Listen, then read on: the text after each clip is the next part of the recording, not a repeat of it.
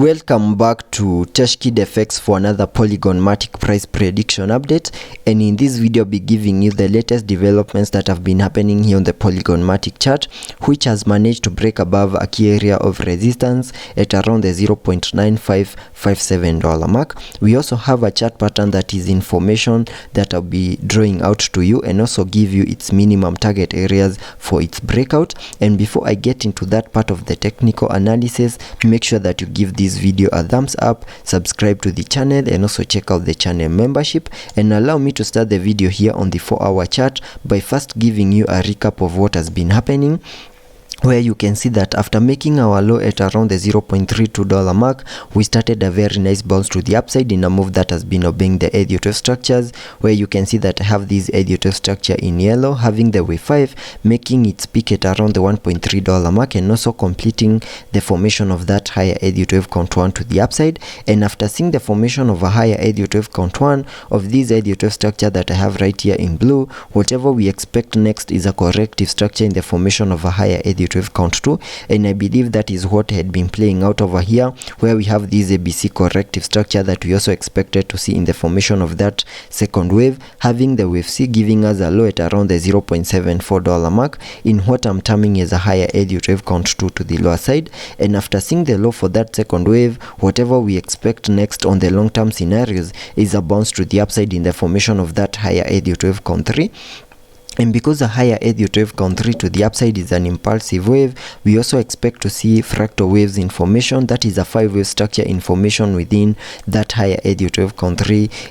here on the Polygon Matic chart. And I believe that is what is playing out, where you can see that I have this Elliot wave structure in yellow, having that as the first wave. Then I'm expecting a bit of a corrective structure in the formation of this wave 2 before we see a wave 3, then a wave 4, and then a wave 5 to fully maximize the formation of that higher Elliot wave count 3 of the Elliot wave structure in blue. And getting a little bit into the details of the fractal wave that we have right here so that it can give us the short-term scenarios that I'm expecting to play out, I still believe that we are seeing whatever we are seeing, it could be the formation of that second wave to the lower side, which I had sketched out its minimum target area to the lower side using the Fibonacci's, connecting them from the low of the first wave to the high of that wave 1, and that gave me a minimum retracement area between the fib level 0.5 and that is the fib level 0.382 and the fib level 0.618, which lies between the $0.9413 mark and the $0.8685 mark, and that is the minimum that I was expecting that second wave to the lower side to do.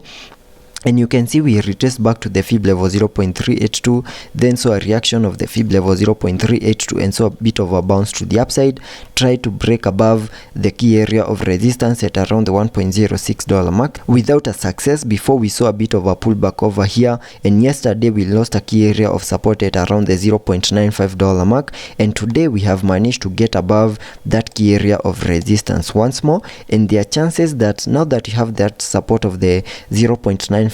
mark, there are chances of continuing to push even higher, get back to the key area of resistance at around the $1.05 mark. And in case we manage to break above that key area of resistance, maybe see a successful retest of that key area of resistance, then there are chances of continuing to push even higher in what we could term as the formation of this wave 3 to the upside. But we also need to have in mind that we did not fully maximize our target area to the lower side in the formation of this wave 2, and there are still chances of still coming lower in the formation of this wave 2 to fully maximize our target area.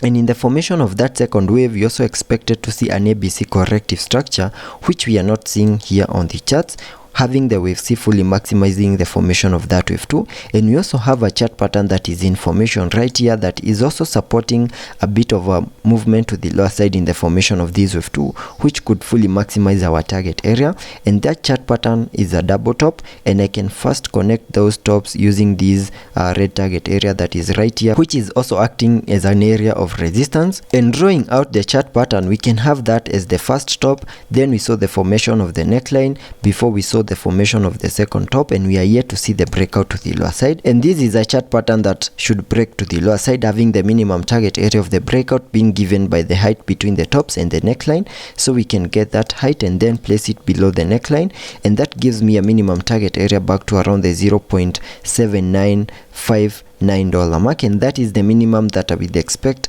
Polygon Matic to do in case we see a breakout out of this chart pattern, and also fully maximize the formation of this wave 2 before we can expect another bounce to the upside in the formation of that higher Elliott wave count 3. So that is what I'm expecting on the short-term scenarios, and also taking a look at the indicators so that we can see what movements will be supported before I give you the long-term scenarios that I'm expecting to play out. On the RSI, you can see we are trading at around the 43 mark, meaning we have massive room for us to support any movements to the upper side and also to the lower side here on the RSI. Also taking a look at the MACD.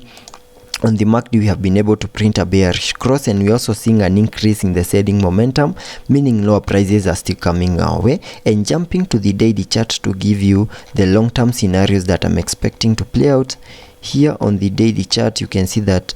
Polygon Matic, from these low prices that he had been trading within, we saw a very nice bounce to the upside, making it to an all-time high at around the $2.9 mark in what I'm terming as a higher Elliott wave count 1. And after seeing the all-time high, we started the bear market where we had been seeing low prices in this ABC corrective structure, which took us back to around the $0.32 mark in what I'm terming as a higher Elliott wave count 2. And after seeing the low for that second wave, whatever we expect next is a bounce to the upside in the formation of these higher Elliott wave count 3, and that is what I'm expecting on the long-term scenarios, having its minimum target area at the fib level 1.618, and that is at around the $5.0892 mark, and that is the minimum that I'm expecting Polygon Matic to do on the short term and also on the long-term scenarios. So let's be patient and see how that plays out, and I'll keep you updated.